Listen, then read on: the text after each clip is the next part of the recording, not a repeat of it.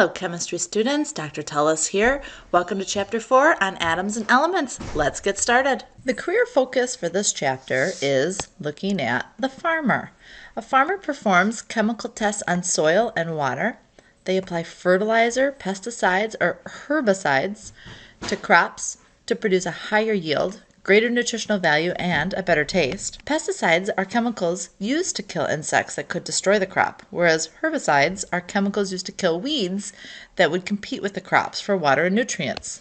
Our first section is about elements and symbols. Your learning goal here is, given the name of an element, write its correct symbol, and from the symbol, write the correct name. Let's look at elements. Elements are pure substances from which everything else is built. Over the centuries, elements have been named for planets, mythological figures, minerals, different geographical locations, and famous people. Let's look at some elements, symbols, and where their names came from.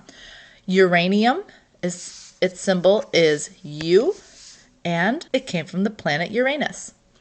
Titanium is Ti from the Titans, the mythology.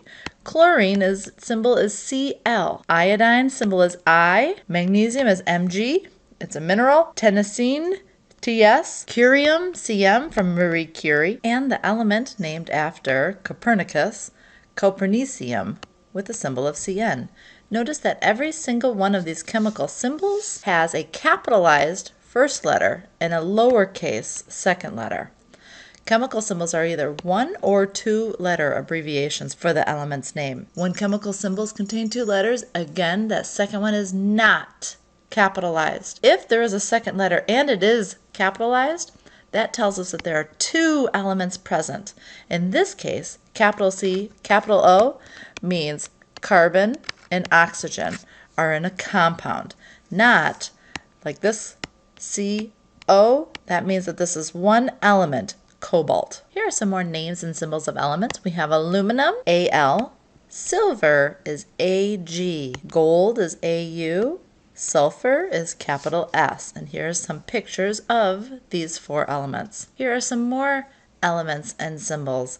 We already talked about aluminum. There's barium, Ba, carbon is C, calcium, Ca, chlorine we already talked about, which was Cl, hydrogen is H, we already looked at iodine. Nitrogen is N.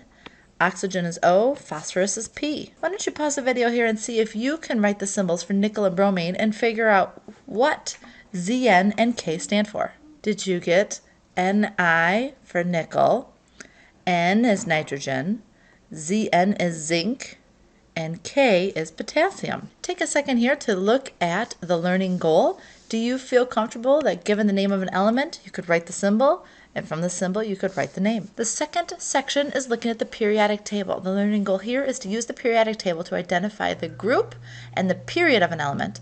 Identify an element as a metal, a nonmetal, or a metalloid. In 1872, Dmitri Mendeleev created the periodic table. He arranged elements by increasing atomic mass, and he arranged elements into groups with similar properties. And this is what he came up with. Notice, down here, we have this fan that comes out, and we've got these two rows of elements. But what I want you to notice is that, see here how it says 55, 56, 57, then there's an asterisk? Notice that after 57, there's 58. And notice on row 7, it goes 87, 88, 89, then there's a star, because 90 is down there. But because we don't have room on the page to extend the periodic table even wider, they took that snippet out, these are our inner transition metals, and put them down at the bottom. So notice here that we have period numbers. Periods are our rows. There are 7 rows total. And notice up at the top we have our group numbers. We have group 1A, group 2A, skip the middle chunk and look all the way over past the middle chunk. We have group 3A. Notice all of these main group elements are the A labels. So 1, 2, skip a few, 3, 4, 5, 6, 7, 8. But then we have our transition elements. And notice that these are labeled as B's. Also notice that we have some names here, some representative elements. In this first group, we have our alkali metals, And our second, we have alkaline earth metals. So if you need to remember, if you look at the two and you don't remember which one is which, alkali is one word, so it's the first group. Alkaline earth is two words, it's the second group. Also, we have labeled here in group 7A or 17, we have our halogens. And in this last group, 8A or 18, however you want to look at it, is our noble gases. And again, if you're like, what did she just say, 8A or 18? If I started looking from left to right, notice that this is 1, 2, 3, 4, 5, 6, 7, 8, 9, 10, 11, 12, and then they came up here 13, 14, 15, 16, 17, 18. There are 18 total groups. Sometimes they're separated into A's and B's. A's are the main groups, leaving out the transitions. So if we wanted to look at 1, 2, skip a few, 3, 4, 5, 6, 7, 8, those are all the A's. Or we could go 1, 2, this is 3B, 4B, 5, 6, 7, 8, 9, 10, 11, 12B. On the periodic table, elements are arranged according to similar properties in vertical columns called groups, and the periods are the horizontal rows. So if you go back and look at period 1, there are two elements, hydrogen and helium. Notice that in period 1 right here, the only two elements in that first row are hydrogen and helium. In period number 2 and 3, each contain 8 elements. Let's look at 2 and 3. Here's 2. We got lithium, beryllium, boron, carbon, nitrogen, oxygen, fluorine, and neon. In group 3, I've got sodium, magnesium, aluminum, silicon, phosphorus, sulfur, chlorine, and argon. And as we were talking earlier about the group numbers, the group number is written at the top of each vertical column. And for many years, the represented elements have had group numbers 1A to 8A, like I was saying, those main group elements. In the center of the periodic table is a block of elements called the transition elements, and those have numbers followed by the B. A newer system assigns numbers 1 to 18 going left to right across the periodic table. So this periodic table showed us that 1 to 18. It also showed us our A's and B's. Because both systems are in use, they are shown on the periodic table and are included in our discussions of elements and group numbers. It is important for you to know that group 1 are the alkali metals, group 2 are the alkaline earth metals. These groups have very similar properties. Group 7A or 17 are the halogens, group 8A or 18 are the noble gases, and remember that we have the transition elements here in the middle. Group 1, like I said, were the alkali metals. I'm going to go back to our periodic table and highlight here going down the group are alkali metals. Notice that we do not contain hydrogen. Hydrogen is not a metal, it's a nonmetal. In group 2, the alkaline earth metals, here is our string of elements going down. Group 3A, 4A, 5A, 6A, they don't have a name that we're calling them. But group 7, like I said, are the halogens, and group 8 are the noble gases. Here are the group 1A alkali metals again. They are very, very, very reactive. These all have one outermost electron called a valence electron. Group 7A, the halogens, have 7 outermost electrons. They are also very, very, very reactive. Here are chlorine, bromine, and iodine gases, and they are found naturally as diatomic. See how it says chlorine is Cl2, bromine is Br2, and iodine is I2. They are found paired up, called a diatomic molecule. Now, we looked at metals back here, our alkali metals. We looked at halogens. These are nonmetals.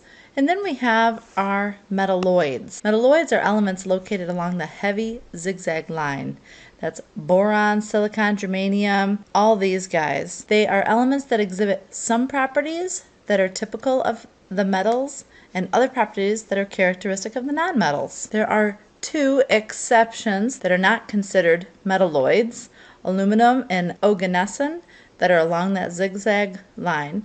But these will be marked on your periodic table, so you have access to figure out which ones are the metalloids. You don't have to memorize it. Most metals are shiny solids, not liquids or gases, such as copper, gold, silver.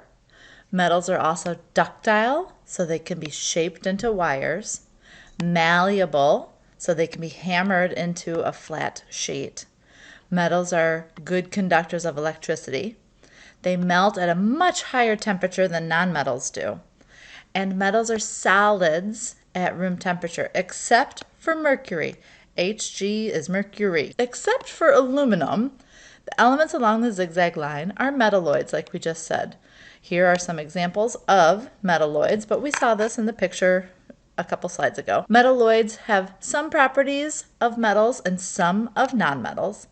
Metalloids are better conductors of heat and electricity than nonmetals are, but they're not as good as metals, so they're kind of in between. Metalloids are also semiconductors because they can be modified to function as conductors or insulators. They're not as good of conductors as metals are. They're semiconductors. Nonmetals include elements like hydrogen, carbon, nitrogen, oxygen, chlorine, sulfur. That's just a few, but the nonmetals are on the right side of the periodic table. The metals are on the left side of the periodic table. And actually, if you were to look at the periodic table, our nonmetals are really only the small piece of the periodic table on the top right. Everything else is a metal, except for our zigzag line of metalloids, that is. Nonmetals are not especially shiny, malleable, or ductile, and are often poor conductors of heat and electricity. Nonmetals typically have low melting points and low densities. Here are some characteristics of metals, nonmetals, and metalloids.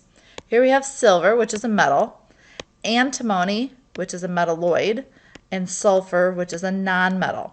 So let's look at the luster. We've got shiny for a metal, dull for a nonmetal, and a blue-gray shiny. So in this case, this metalloid has a property of a metal. For ductile, extremely, no, it's brittle. And notice that this is brittle also. Malleable, we know the metal can be hammered into sheets. Sulfur will shatter when it's hammered. And look, antimony also has the property of a nonmetal in this case. It also shatters. As far as conductor, silver is a good conductor. Sulfur is a poor conductor. And in this case, antimony has the property of a nonmetal. It's also a poor conductor. Here are some uses for metals. It can be manufactured into coins, jewelry, and tableware. Our nonmetal, it's used for gunpowder, rubber, and fungicides. This metalloid hardens lead, colors glass and plastic. Look at the density of a metal. It is much greater for a metal compared to a non-metal. This is only 2. And the metalloid is, look, right in between. Let's look at the melting point. Very high melting point for metal, low melting point for the nonmetal, and our metalloid is right in between. Let's look at this chemistry linked to health. Here's some interesting information about elements and our bodies. 20 elements are essential for the well-being and survival of the human body. Only 4 elements, oxygen, carbon, hydrogen, and nitrogen, make up 96% of our body mass. The macro minerals, calcium, phosphorus, potassium, chlorine, sulfur, sodium, and magnesium, are involved in the formation of bones and teeth and the maintenance of essential body functions. Here are some typical amounts of essential elements in a 60-kilogram adult. We've got oxygen, the building block of biomolecules in water. Carbon, the building block of organic and biomolecules. Hydrogen, a component of biomolecules, water. It regulates the pH of our body fluids and our stomach acid. And nitrogen, which is a component of proteins and nucleic acids. Here are macro minerals. Take a minute to pause to see how these elements function in our body. Here are some more macro minerals. They're trace elements, but look at how these elements function in our body. And this shows all of the major elements in the human body, the macro minerals in our body, and the ones that are tracely found in our body. So take a minute to look and make the connection between the periodic table of elements and our body. Here is a sample problem. Use the periodic table to classify each of the following elements by its group and its period. Remember, the group is which column it is or family. The period is which row it's in.